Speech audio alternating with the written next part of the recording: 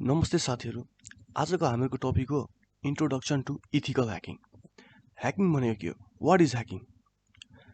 Breaking into system or network without permission. कुनै पनि system वा नेटवर्कलाई बिना अनुमति, बिना पर्मिसन एक्सेस गर्नुलाई ह्याकिङ भनिन्छ।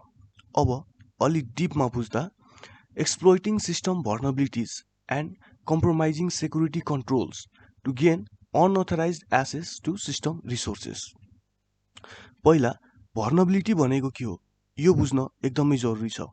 ह्याकिङको फिल्डमा यो भर्नबिलिटी वर्ड पटक पटक सुन्न पाइन्छ। भर्नबिलिटी भनेको कमी कमजोरीलाई भनिन्छ। कुनै पनि सिस्टम, नेटवर्क, सफ्टवेयर वा हार्डवेयरमा भएको यस्तो कमी कमजोरी जसले गर्दा सिस्टम ह्याक हुन सक्छ, त्यसलाई हामी भर्नबिलिटी भन्छौँ। एउटा ह्याकरले यही कमी कमजोरीको फाइदा उठाएर सिस्टमको सेक्युरिटी कन्ट्रोल्सलाई कम्प्रोमाइज गर्छ र त्यो सिस्टममा भएको इन्फर्मेसन वा डेटालाई अनअथोराइज्ड वेमा एक्सेस गर्छ भने हामी त्यसलाई ह्याकिङ भन्छौँ। अब मैले यहाँ अनअथोराइज्ड वे भनेको छु। यो अथोराइज्ड वे भएको भए हामी यसलाई इथिकल ह्याकिङ भन्थ्यौँ।